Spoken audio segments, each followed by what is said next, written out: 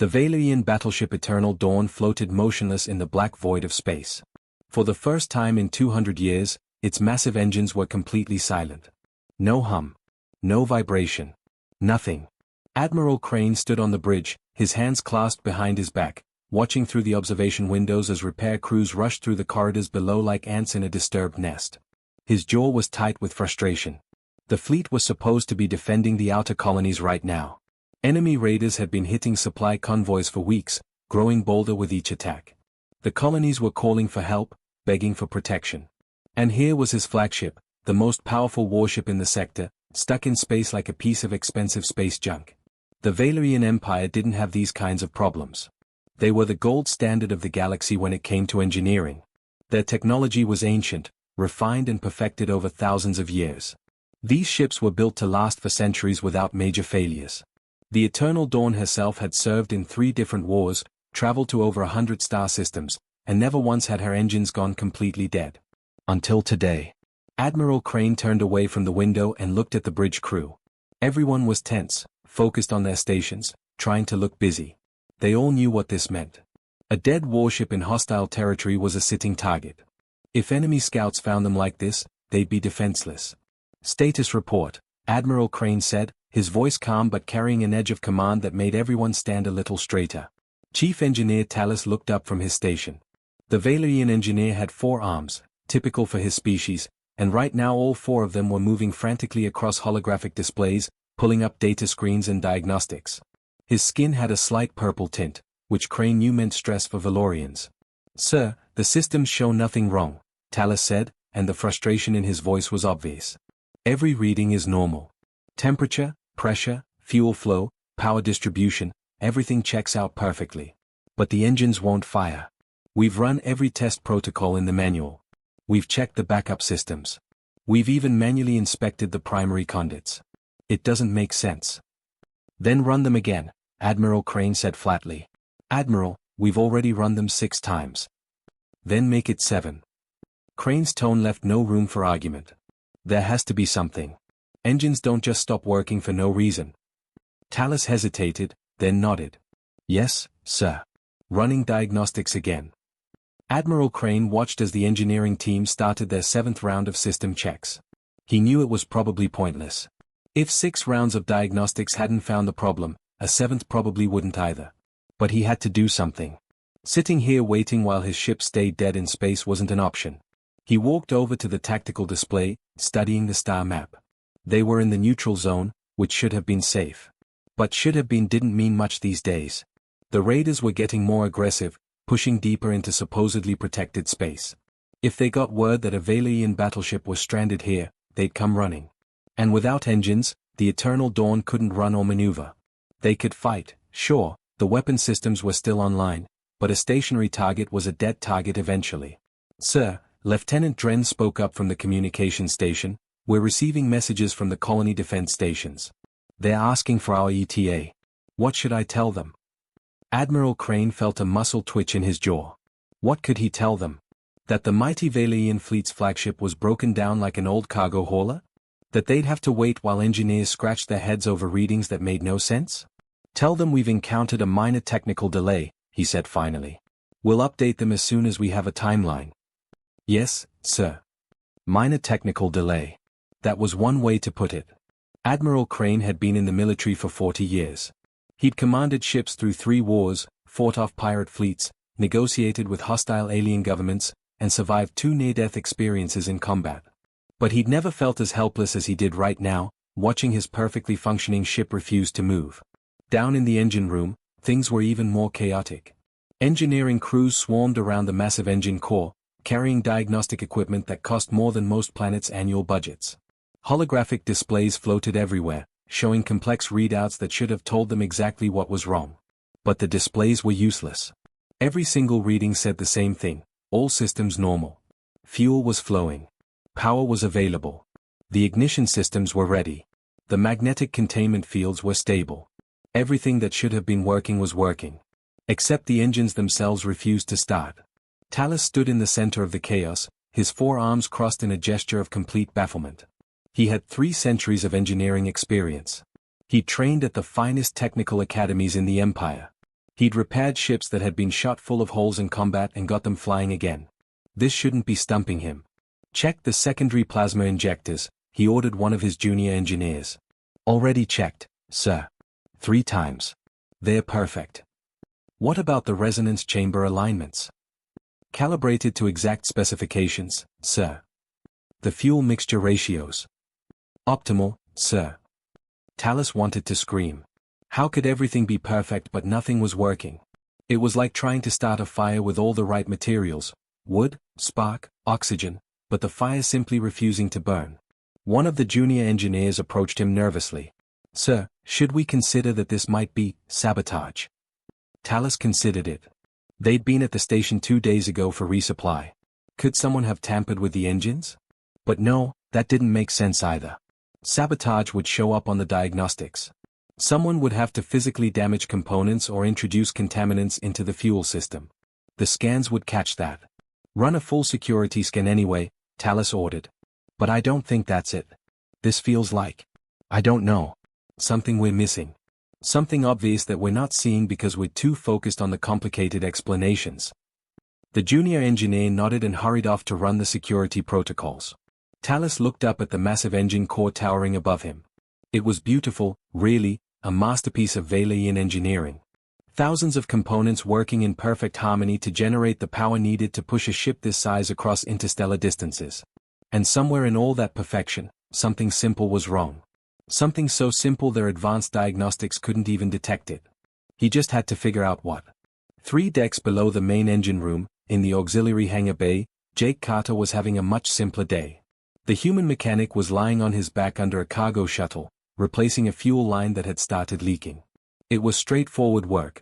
Disconnect the old line, connect the new one, test for pressure. The kind of repair he could do in his sleep. Jake had been working on the Eternal Dawn for about 8 months now. He was part of the Empire's new species diversity initiative, a fancy way of saying they were trying to hire more non-Valorians to show they weren't prejudiced. Most of the Vailian crew were polite to him, but distant. Humans were newcomers to galactic civilization. Their technology was primitive compared to species like the Valorians. Their methods were considered crude and outdated. Jake didn't mind the attitude. He kept his head down, did his work, collected his paycheck, and stayed out of politics. At 42 years old, he'd spent the last 20 years fixing things, cars, trucks, machinery, and eventually spacecraft once humans started getting into space. He'd taken this job because the pay was good and he'd always wanted to see the stars up close. He tightened the last connection on the fuel line and rolled out from under the shuttle, wiping his hands on a rag. His knees popped when he stood up. Getting old, he thought with a grimace. He tested the connection, saw the pressure gauge read normal, and nodded with satisfaction. Job done. That's when the ship-wide announcement came through the speakers overhead. Attention all personnel. We are currently experiencing a critical systems malfunction. All non-essential personnel are to return to their quarters immediately. Only authorized repair crews are permitted in engineering sections. Repeat, all non-essential personnel to quarters. Jake raised an eyebrow. Critical malfunction? That didn't sound good. He looked at the half-finished cargo shuttle, then at his tool bag. The shuttle could wait. Whatever was going on, it sounded serious. He grabbed his tools and headed for his quarters, taking the long route that passed through the lower engineering deck. It was habit. Jake always liked to walk through the engine sections when he could. Something about the sound of running engines was comforting to him. Maybe it reminded him of his grandfather's old auto shop back on Earth, where he'd learned to fix things as a kid. But as he walked down the corridor near the main engine compartment, he heard something that made him stop in his tracks. A sound. Faint, barely noticeable, but there. A tiny, rhythmic ticking noise coming from somewhere deep in the engine systems. Jake tilted his head, listening closer. The Vailian engineers were rushing past him in both directions, carrying equipment and shouting to each other in their language. None of them seemed to notice the sound. They were too focused on their computer screens and diagnostic tools. But Jake heard it clearly. Tick, tick, tick. Regular as a heartbeat, but wrong. Out of place. He knew that sound. He'd heard it before, years ago, in an old diesel engine back on Earth. A stuck valve, probably. Or maybe a pressure regulator not seating properly. Whatever it was a simple mechanical problem. The kind of thing that computers sometimes missed because they were looking for complex electronic failures instead of basic mechanical issues. Jake stood there in the corridor, listening to that tiny ticking sound, and a part of his brain already knew what was wrong and how to fix it. 5 minutes, maybe 10 minutes of work. Simple. But this wasn't his area. He was just the cargo bay mechanic. The human guy who fixed shuttles and loading equipment. The Valorians had their own engineers, highly trained specialists with centuries of experience. They wouldn't want some human butting in on their critical systems, especially not during an emergency. Jake started walking toward his quarters. It wasn't his problem. Let the experts handle it. He made it about 20 steps before he stopped again. That ticking sound was still there, echoing in his head. And he knew, absolutely knew, what it was and how to fix it. He stood there for a long moment, debating with himself. On one hand, he could mind his own business, go to his quarters, and let the Valerian engineers figure it out eventually. On the other hand, that sound was getting worse. Whatever was stuck was probably getting more stuck with every minute that passed. Jake thought about the Admiral's announcement. Critical malfunction. That meant the ship was in trouble. And if the ship was in trouble, everyone on it was in trouble. Including him. Ah, hell, Jake muttered to himself. He turned around and headed toward the engine core entrance, adjusting his tool bag on his shoulder. He was probably going to get yelled at for this. Maybe even arrested for entering a restricted area without authorization. But he couldn't walk away from a problem he knew how to fix. That just wasn't in his nature. As he approached the security checkpoint leading to the main engine room, Jake took a deep breath and hoped he wasn't about to make the biggest mistake of his career. Jake walked quickly through the lower corridors toward the engine core, his tool bag bouncing against his hip with each step. His heart was beating faster than usual. He wasn't supposed to be heading toward the restricted areas, the ship-wide announcement had been crystal clear about that. But that ticking sound kept playing in his head, and his instincts were screaming that he could fix whatever was wrong. The first security checkpoint was chaos. A crowd of nervous crew members had gathered there, all asking the guards questions at once. What was happening? Were they under attack? How long would the repairs take? Could they send messages to their families? The two Valerian security officers looked overwhelmed, trying to answer questions while also keeping people from pushing past them into the restricted zone. Jake saw his opportunity. While the guards were distracted with a particularly loud engineer demanding to know why he wasn't being allowed through, Jake simply walked around the edge of the crowd and slipped past the checkpoint. Nobody noticed. Nobody stopped him. He felt a small surge of guilt. He wasn't the type to break rules normally, but he pushed it down. If he was right about what was wrong, this was too important to worry about proper protocols. The corridor leading to the engine core was quieter.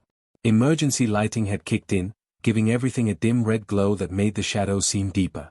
Jake could hear the muffled sounds of engineers shouting to each other somewhere up ahead, their voices echoing off the metal walls. He picked up his pace, following the sound and following that persistent ticking noise that only seemed to be getting louder the closer he got. He made it maybe 50 feet down the corridor before someone finally stopped him. Halt! The voice was sharp and commanding. Jake froze. A Valerian security officer stepped out from a side passage directly into his path. This one was bigger than the guards at the checkpoint, with darker purple skin and what looked like senior rank insignia on his uniform. He had his weapon drawn and pointed directly at Jake's chest.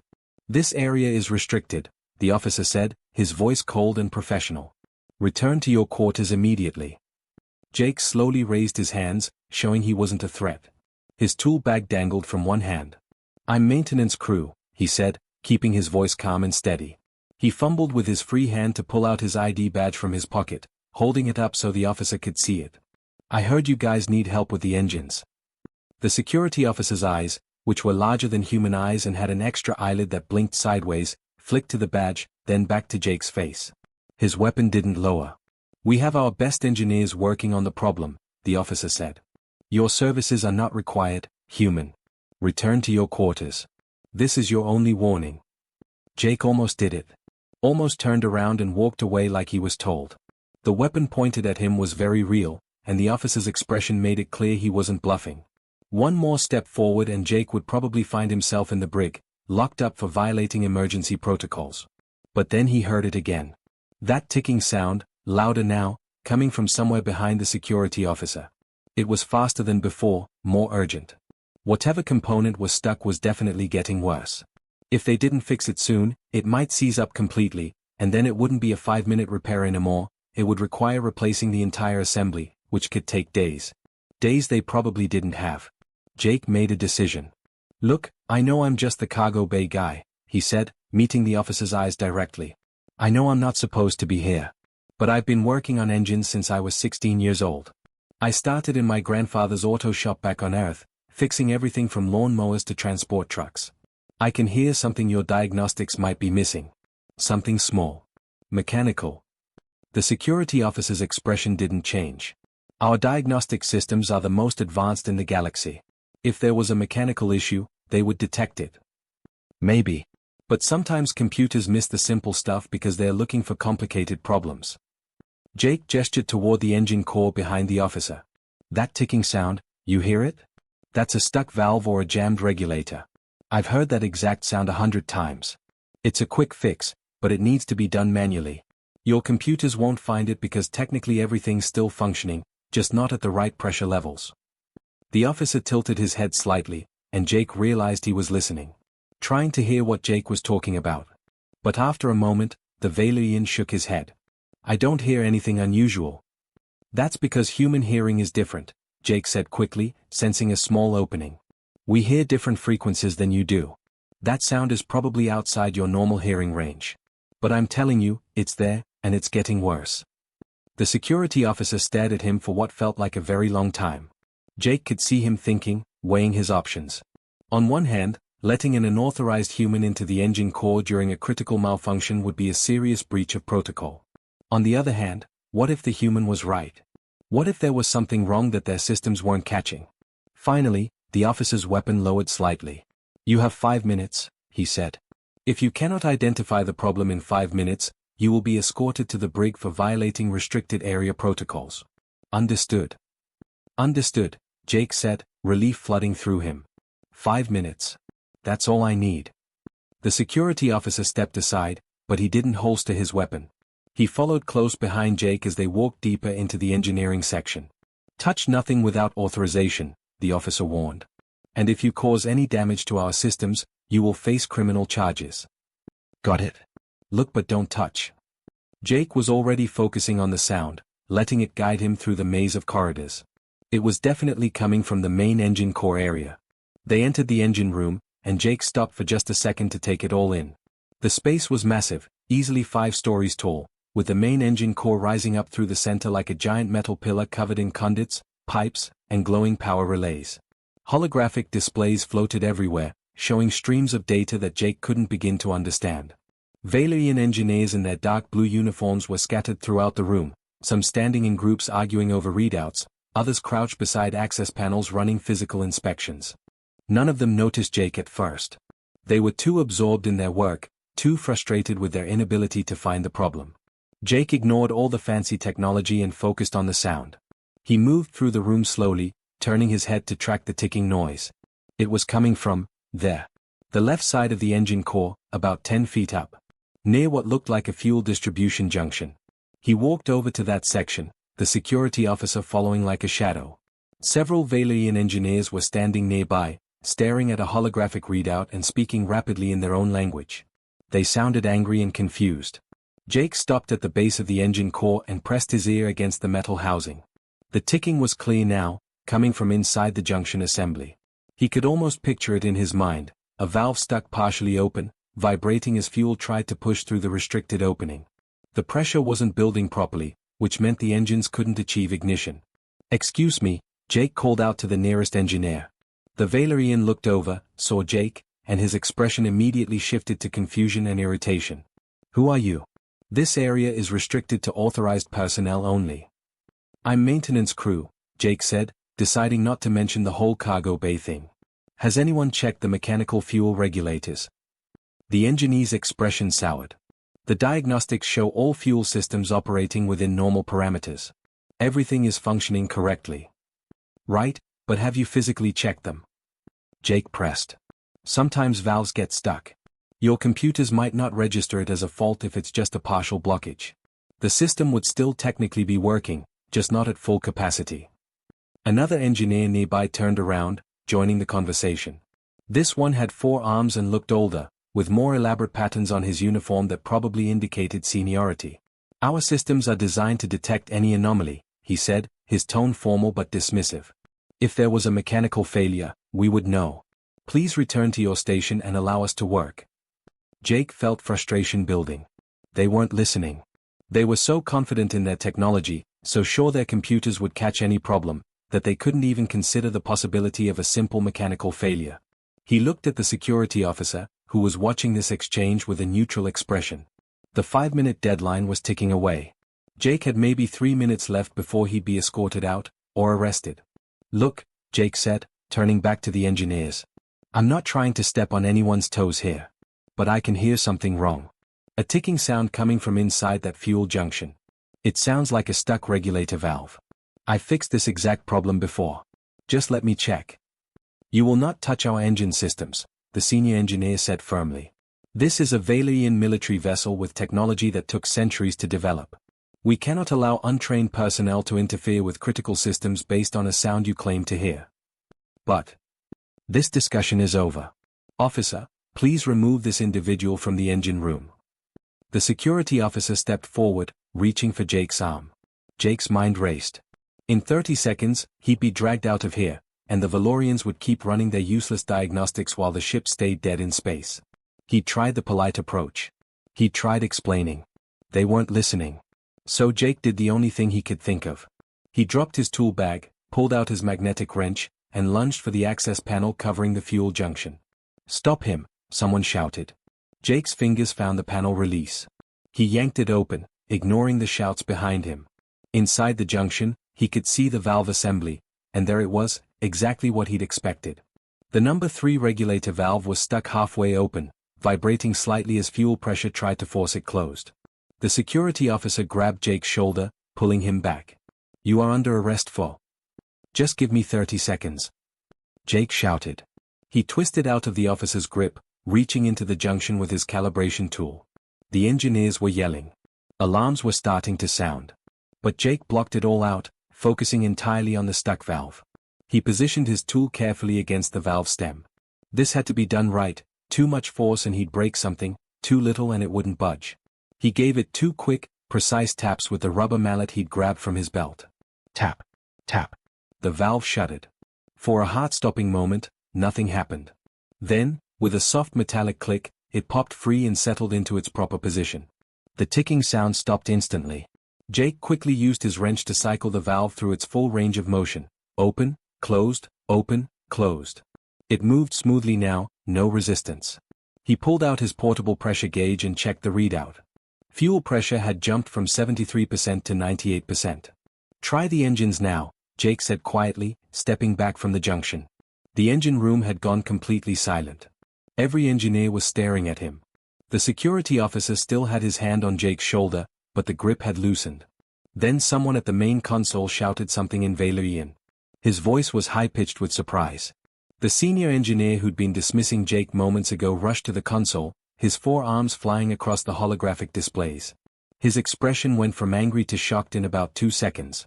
Fuel pressure has normalized, he said, his voice barely above a whisper. All systems showing optimal levels. Engine startup sequences, it's available. The engines are ready to fire. Nobody moved. Nobody seemed to believe it. Jake stood there, still holding his tools, waiting to see if he was about to be arrested or thanked. Maybe both. The security officer finally spoke. How did you know? I heard it, Jake said simply. I've been fixing engines my whole life. You learn to recognize sounds. That ticking meant a stuck valve. Simple problem, simple fix.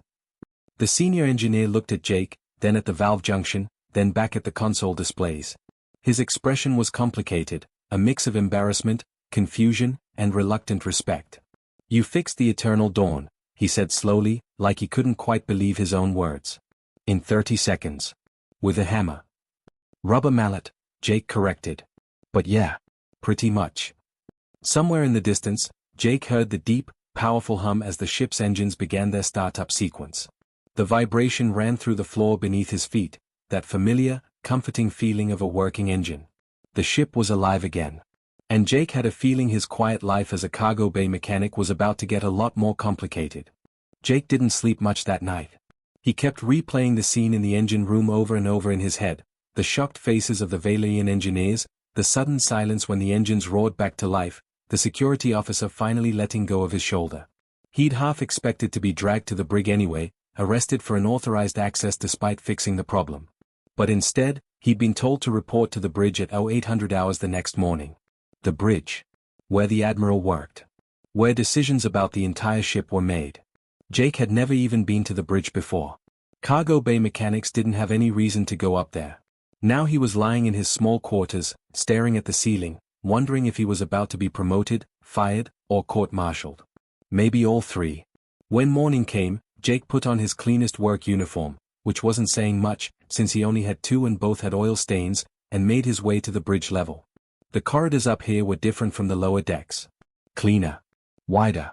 The walls had decorative panels with Valyrian symbols etched into them. Officers walked past him with purposeful strides, barely glancing at the human in the worn work clothes. The bridge entrance was guarded by two security officers who checked his ID 3 times before finally letting him through. When the doors slid open, Jake stepped into a room that took his breath away. The bridge was huge, with a curved observation window that showed the starfield outside. Workstations were arranged in a semicircle, each one manned by officers monitoring different ship systems. Holographic displays floated in the air, showing tactical information, star charts, and system readouts that Jake couldn't begin to understand. Everything was sleek, efficient, and intimidating. Admiral Crane stood near the center of it all, hands clasped behind his back, studying a tactical display.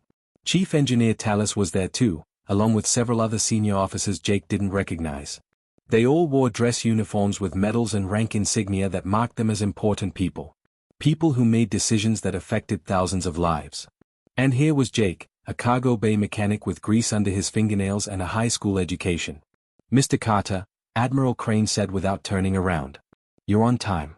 "Good." "Yes, sir," Jake said, standing awkwardly near the entrance. He wasn't sure where he was supposed to go or what he was supposed to do with his hands. The Admiral finished whatever he was looking at and turned to face Jake. His expression was neutral, unreadable. "I spent most of last night reviewing your service record," he said.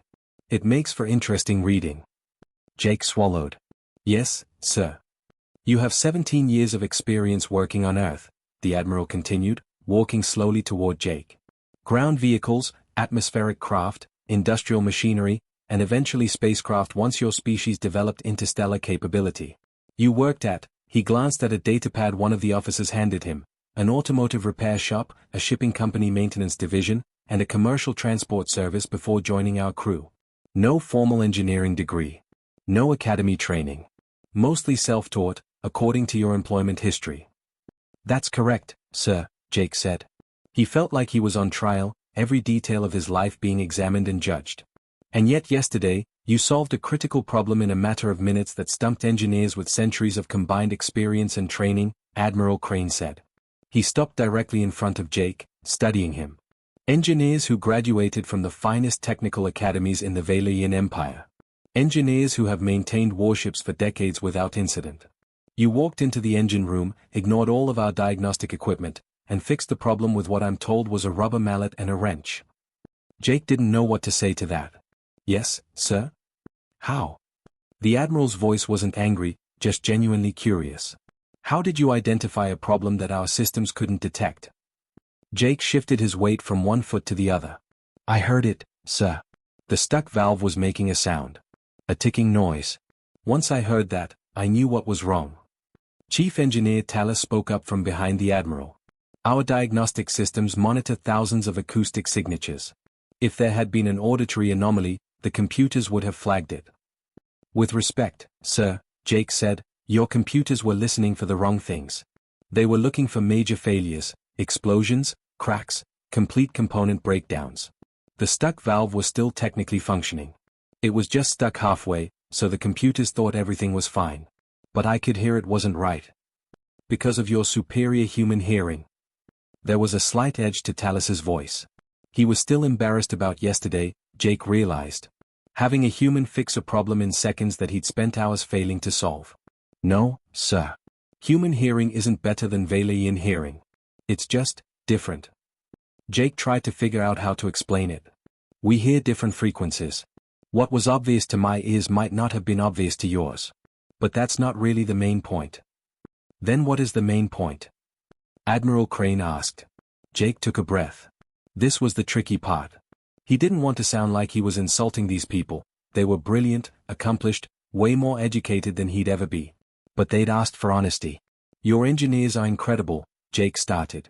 Your technology is way beyond anything we have on Earth. When I first came aboard this ship, I spent weeks just staring at the equipment, trying to figure out how half of it even worked. You've had thousands of years to perfect your designs. You've built systems that can last for centuries without major repairs. It's amazing. But?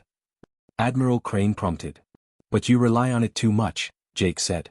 You trust your computers to tell you what's wrong. And 99 times out of 100, that works perfectly. Your diagnostic systems are thorough and accurate. But for that one time when the problem is something simple, something mechanical and basic, your engineers don't know what to do because they've been trained to trust the readouts instead of their own senses. The bridge went quiet. Jake could feel multiple sets of eyes on him. He'd probably just insulted the entire Valyrian engineering corps. Great job, he thought. Really making friends here. But Admiral Crane just nodded slowly. Go on. When I worked on old engines back home, Jake continued, half the time the computers were useless.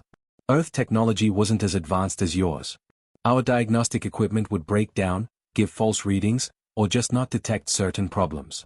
So we had to learn to diagnose by hand. You'd get your hands dirty, crawl under the machine, listen to how it was running, feel the vibrations.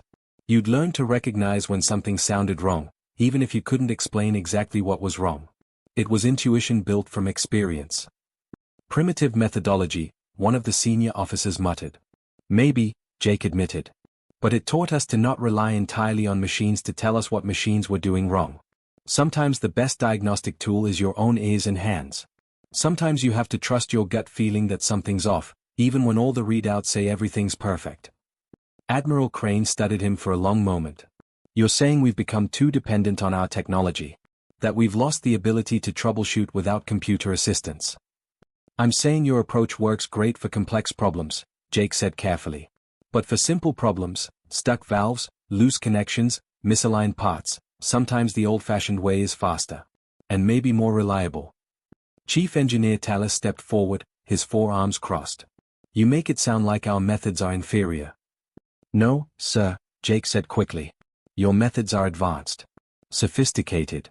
Way better than anything I learned in a repair shop. I'm just saying they're different.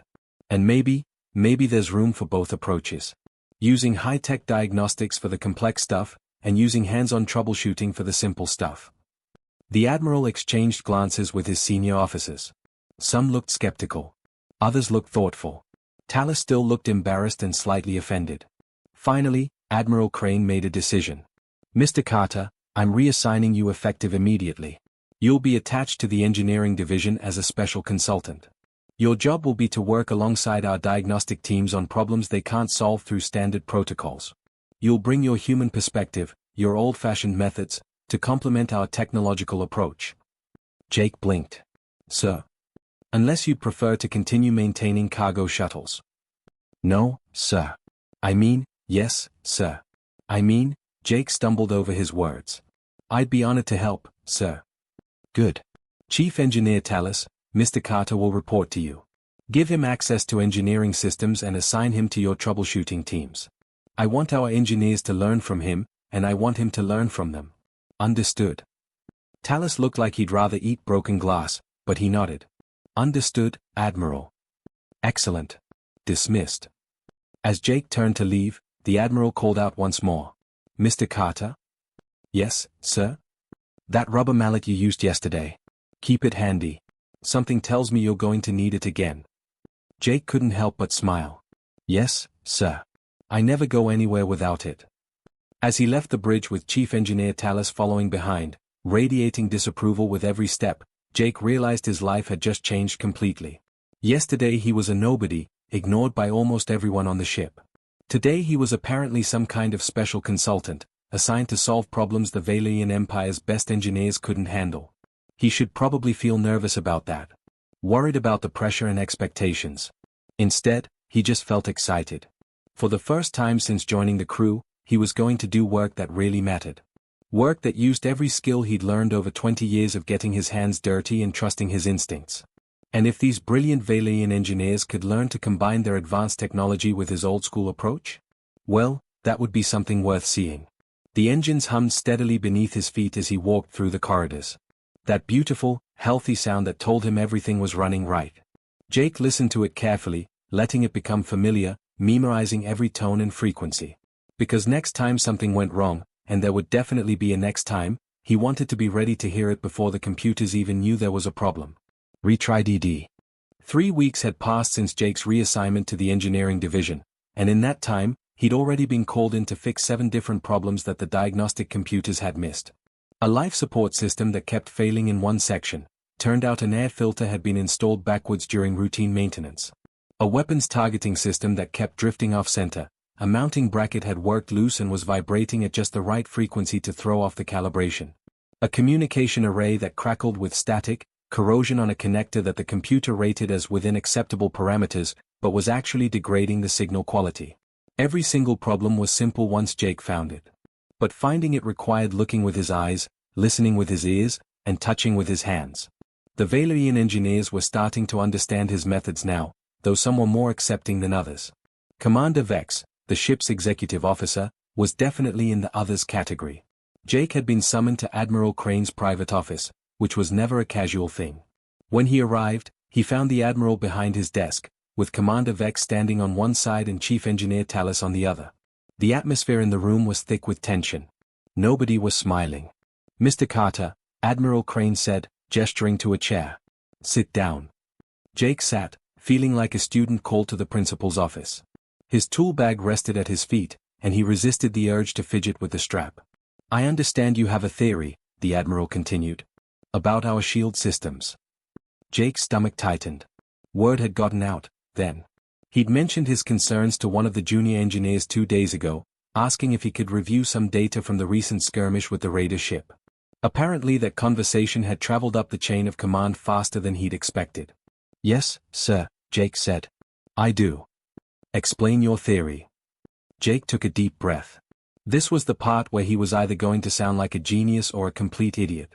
"Sir, I think there's a design flaw in how your shield generators synchronize with the main power grid." The room went completely silent. It was the kind of silence that felt heavy, oppressive. Commander Vex's expression went from neutral to cold in about half a second. Even Talus, who'd been warming up to Jake over the past few weeks, looked shocked. "A design flaw," Commander Vex repeated slowly, his voice dripping with skepticism. "In Vailian military technology. Technology that has been in active use for 3 centuries. "Yes, sir," Jake said, meeting his gaze.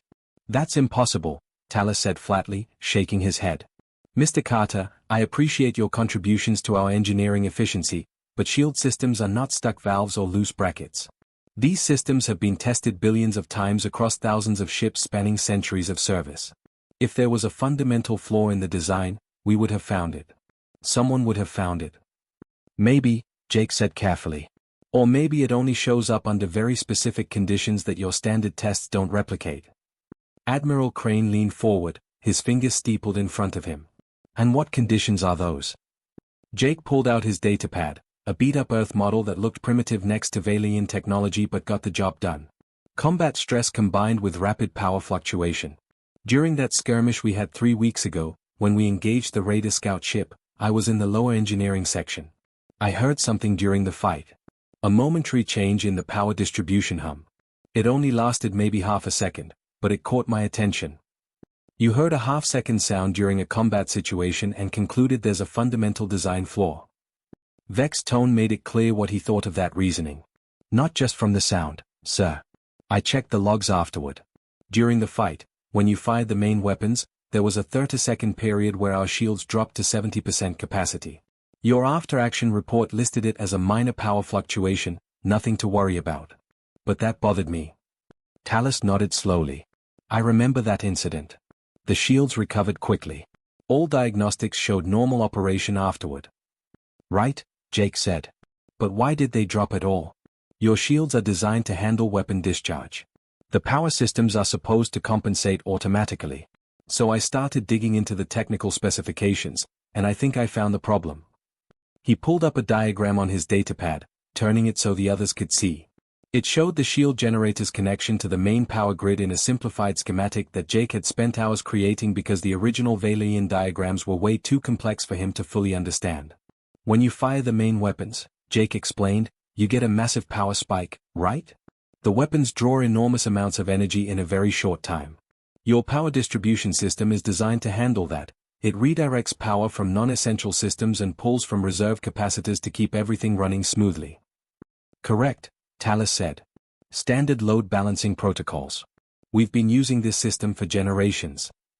But here's the thing, Jake continued. During that power spike, the shield generators have to momentarily disconnect from the main grid and switch to their backup power supply.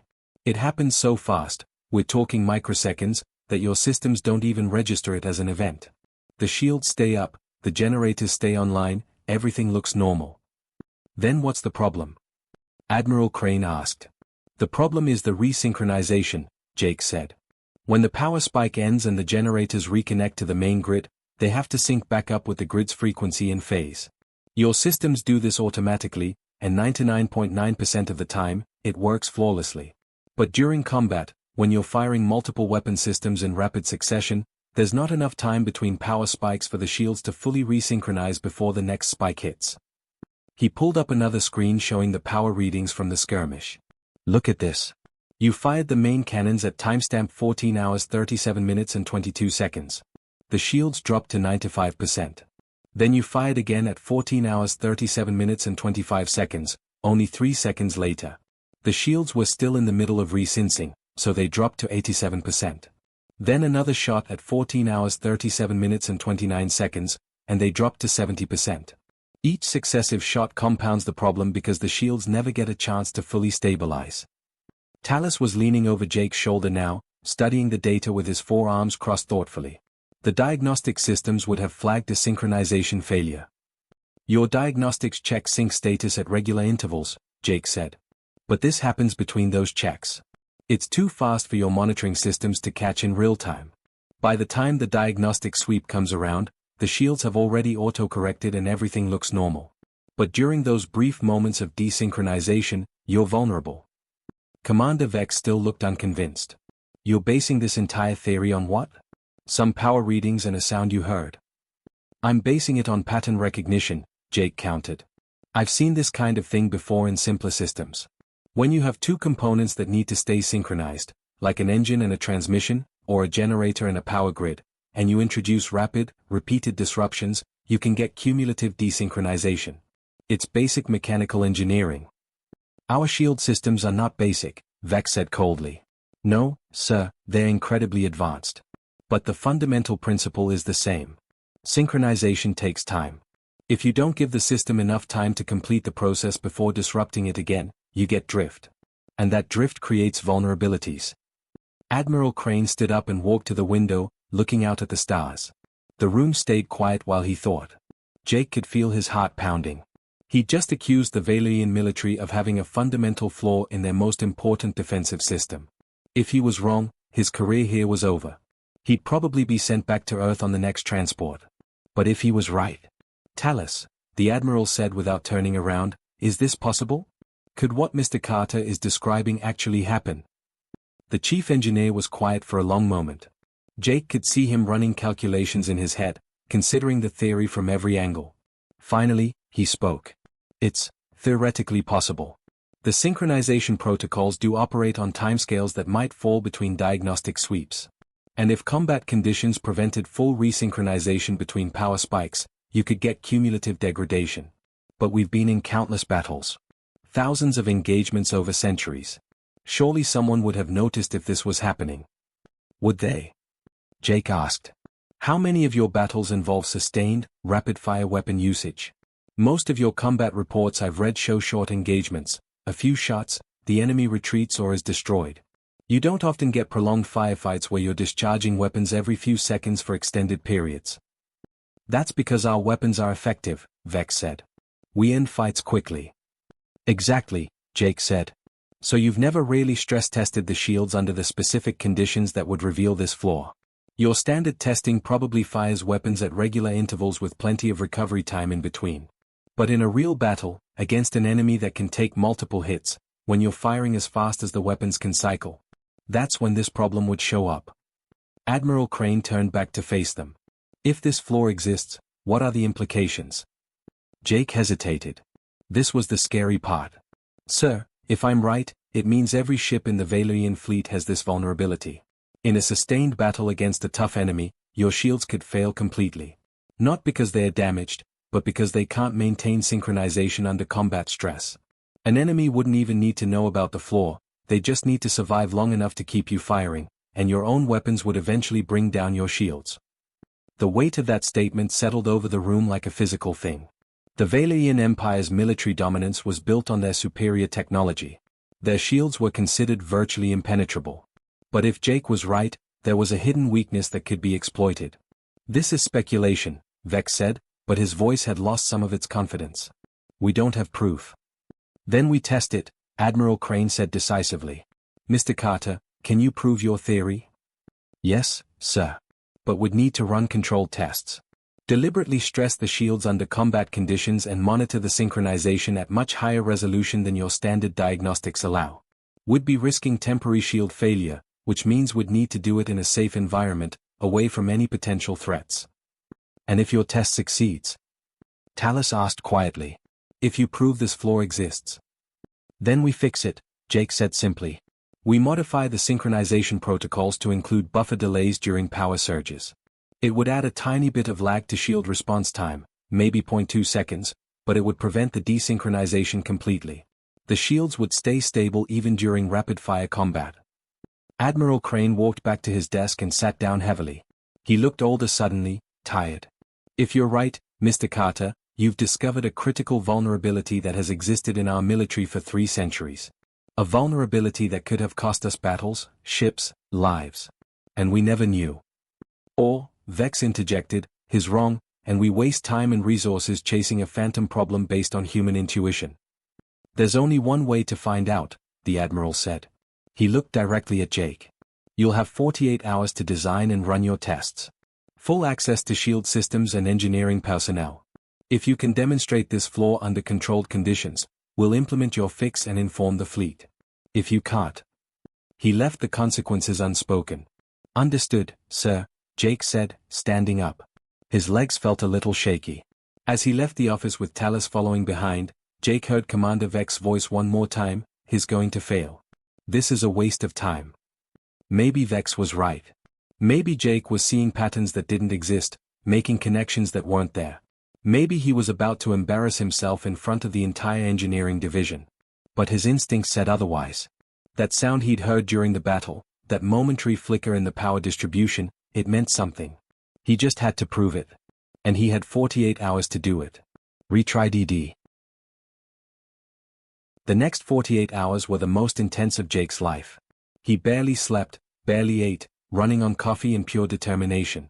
The engineering team set up a dedicated test bay where they could push the shield systems to their limits without putting the ship at risk.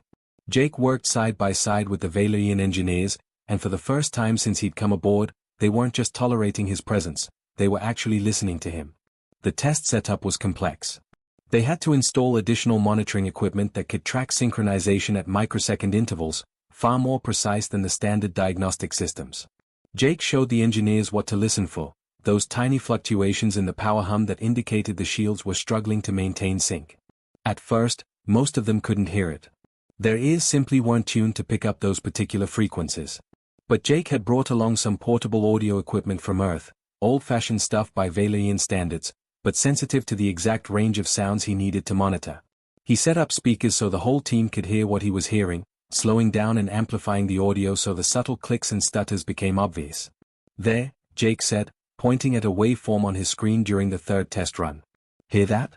That little skip in the rhythm? That's the shield generator dropping out of sync for 0.4 seconds before it reconnects. A young Valyrian engineer named Drex tilted his head, listening carefully through the speakers. His expression shifted from confused to surprised. I hear it now. It's like a hiccup in the power flow. Exactly, Jake said, feeling a rush of relief. They were starting to understand. And watch what happens when we fire the weapons again before that hiccup resolves. They triggered another simulated weapon discharge. The hiccup became more pronounced, the rhythm more erratic. The shield strength reading dropped from 100% to 93%. Again, Jake said. Another discharge. The shields dropped to 84%. The audio now had a distinct stuttering quality that even the Valorians could hear clearly. Again. 76%. The stuttering was getting worse, more chaotic. One more time. This time, when they fired, the shields flickered visibly. The readings plummeted to 61%, and alarm indicators started flashing across multiple consoles. The audio through the speakers sounded like a machine choking, struggling to maintain rhythm. "Shut it down," Talus ordered, his forearms moving rapidly across the controls. "Reset the shields to baseline." The test bay went quiet except for the cooling fans and the soft hum of equipment powering down. Every engineer in the room was staring at the data displays with expressions that ranged from shock to outright fear. Jake stood in the center of it all, exhausted but vindicated. "That's what would happen in extended combat," he said quietly. 5 rapid-fire shots and the shields are down to 60%. Keep firing and they'd fail completely. Your enemies wouldn't need special weapons or tactics. They just need to survive long enough to keep you shooting. Chief Engineer Talus stood motionless, his eyes fixed on the shield integrity graph that showed the dramatic decline. His skin had taken on a darker purple hue. Jake had learned that meant deep distress in Valorians. When Talus finally spoke, his voice was barely above a whisper. "Is right. By the Emperor's oath, the human is right." He turned to look at Jake with an expression of mixed horror and respect. "We've been flying ships with a critical shield vulnerability for 300 years. Every battle we've won, every engagement we've survived, we were lucky. Lucky that none of our enemies were strong enough to force sustained combat. Lucky that we never faced an opponent who could take enough hits to keep us firing long enough to trigger this cascade." One of the senior engineers spoke up, his voice shaking slightly. "The Battle of Crescent Ridge. 17 years ago. We lost 3 cruisers to what we thought was a new enemy weapon. The shields failed inexplicably during extended engagement. We studied those wrecks for months and never found evidence of exotic weapons or shield-penetrating technology. We concluded it must have been sabotage." "It wasn't sabotage," Jake said, the implication sinking in. "It was this. They fought hard enough and long enough to trigger the desynchronization cascade. Your own weapons brought down your own shields." The room fell silent again. Jake could see the engineers processing this, understanding that people had died because of a flaw no one had detected. Good people, doing their jobs, trusting in technology that had a hidden weakness. Admiral Crane's voice came through the communication system, breaking the somber mood. "Chief Engineer Talus, report. Did the test confirm Mr. Carter's theory?" Talus straightened up, composing himself. "Yes, Admiral. The desynchronization is real. Under rapid-fire combat conditions, shield integrity degrades with each successive weapon discharge. The effect is cumulative and accelerating. In a sustained firefight, total shield failure would occur in under 2 minutes." There was a long pause on the other end. When the Admiral spoke again, his voice was tight with controlled emotion. "Can it be fixed?" Jake stepped closer to the comm station. "Yes, sir. We need to modify the synchronization protocol to include a buffer delay during power surges. Essentially, we're adding a brief pause that gives the shield generators time to fully resync with the power grid before allowing the next weapon discharge. It'll add about 0.2 seconds to shield response time during combat, but it'll prevent the desynchronization completely. The shields will stay stable no matter how fast or how often you fire." 0.2 seconds, the Admiral repeated. "That's acceptable. How long to implement this fix across the fleet?" Jake looked at Talus, who was already pulling up fleet composition data on his screens. The chief engineer studied the numbers, his forearms moving in complex patterns as he calculated. The fix itself is primarily software-based, modifications to the synchronization algorithms. We can distribute the update remotely to all ships. But each vessel will need to run verification tests to ensure the patch integrates properly with their specific hardware configurations, given the size of the fleet and the critical nature of the system. He paused, running more calculations. 2 months minimum, Admiral. 3 months to be safe. That's assuming we prioritize this above all other maintenance schedules. "Make it 2 months, Admiral Crane said firmly. "I want every ship in the fleet patched and verified. Frontline vessels get priority, but I want even the oldest patrol ship updated. This is now the highest priority maintenance operation in the Empire." "Understood, sir. We'll begin immediately." "And Mr. Carter?" Jake felt his heart skip. Yes, sir? You've just potentially saved thousands of Valerian lives. Perhaps tens of thousands. Ships that would have been lost in future battles will now survive because of what you discovered. I'm recommending you for the Empire's Medal of Technical Excellence, the first human to receive such an honor. More importantly, I'm formally requesting that the High Command assign human technical consultants to every major warship in the fleet. Jake felt his face flush. Sir, I'm honored, but I just did what made sense. I just listened. You did what our finest engineers couldn't, the Admiral interrupted. You saw a problem we didn't know existed. You proved it was real despite significant skepticism. And you provided a solution. That's not just anything, Mr. Carter. That's exemplary service. Over the next week, word of Jake's discovery spread through the Valerian military like wildfire. The shield vulnerability was classified. The Empire didn't want potential enemies learning about it before the entire fleet could be patched, but information about the human engineer who'd found a critical flaw leaked anyway. Stories spread through the crew, each telling a bit different but all with the same basic truth. A human mechanic with no formal training had discovered something that 3 centuries of Valerian engineers had missed. Jake's status on the ship changed overnight. Where before he'd been an oddity, the human who fixed things by listening to them, now he was treated with genuine respect. Officers nodded to him in the corridors. Engineers sought his advice on problems they were struggling with. Even Commander Vex, who'd been his harshest critic, stopped objecting to his presence. The commander never apologized, never admitted he'd been wrong, but he also stopped questioning Jake's methods. That was close enough to an apology in Jake's book. Human consultants started arriving on other ships in the fleet. Jake helped train them, teaching them his methods of listening, feeling, trusting their instincts. He showed Valerian engineers how to combine their advanced technology with hands-on troubleshooting. Slowly, a new approach to maintenance was emerging, one that valued both sophisticated diagnostics and practical common sense. 6 months after Jake had fixed the Eternal Dawn with a rubber mallet and spotted a critical flaw in the fleet's shield systems, he found himself standing on the bridge as the ship's official chief of practical engineering. It was a position that hadn't existed before, created specifically for him and the unique perspective he brought. Admiral Crane stood beside him at the observation window, watching as the fleet assembled for a major operation in the outer colonies. Dozens of warships moved into formation, each one now protected by the shield modifications Jake had helped develop. Tell me something, Mr. Carter, the Admiral said quietly, his eyes on the fleet. What made humans develop these skills? This ability to diagnose problems by sound and touch rather than relying on technology. Jake thought about his grandfather's auto shop back on Earth. The smell of motor oil and the sound of tools clanging. Working on ancient combustion engines that barely had computers at all. Learning through trial and error, through experience, through paying attention to what the machines were telling you. We're a young species, sir, Jake said finally. We didn't have advanced computers for most of our technological development. For hundreds of years, when something broke, we couldn't just run a diagnostic scan and get an answer. We had to figure it out ourselves with whatever tools we had on hand. We got really good at improvising. At trusting our senses. At recognizing patterns. I guess we just never lost that skill, even after we developed better technology. Even after we joined the rest of the galaxy. Admiral Crane nodded slowly. An entire civilization built on improvisation and practical problem-solving. Most advanced species would consider that primitive. Maybe it is primitive, sir. Our technology is definitely less advanced than yours. Our ships are slower, our weapons weaker, our systems less elegant. But that meant we had to think differently. We had to solve problems from different angles. Sometimes the low-tech approach sees things the high-tech approach misses. Like stuck valves and synchronization flaws. Exactly like that, sir. The Admiral smiled, something Jake had learned was rare for him. The galaxy underestimated humanity.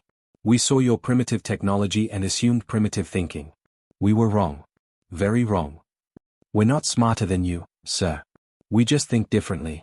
Not better, not worse. Just different. Different enough to save my ship. Different enough to fix a flaw in systems that have protected the Valerian Empire for 3 centuries. Different enough to change how an entire fleet approaches engineering. Admiral Crane extended his hand in the human gesture he'd learned. Thank you, Jake. For everything. Jake shook his hand, feeling the weight of what had changed over these past 6 months. He'd come to space thinking he'd just be fixing cargo shuttles, staying in the background, collecting a paycheck. Instead, He'd shown an entire advanced civilization that sometimes the oldest, simplest methods were still the best ones. The Eternal Dawn's engines hummed beneath his feet, that perfect, healthy sound he'd come to know so well. The shields were operating at full capacity, now protected against the flaw that had been hiding in plain sight for centuries. And somewhere out there in the fleet, other humans were teaching other Valyrian engineers to trust their ears, their hands, their instincts. Humanity's contribution to the galaxy wasn't superior firepower or ancient wisdom. It wasn't faster ships or more powerful weapons. It was something simpler and somehow more important, the ability to look at problems with fresh eyes, to trust practical experience over theoretical perfection, to fix things with whatever tools were available. Sometimes the best engineer wasn't the one with the most advanced degree or the fanciest equipment.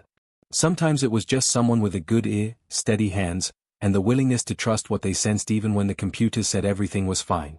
Jake had been that person. And now, thanks to him, the entire Valyrian fleet was safer, stronger, and maybe just a little bit more humble about the limits of their technology. Not bad for a cargo bay mechanic with a rubber mallet. Retry Claude can make mistakes. Please double-check responses.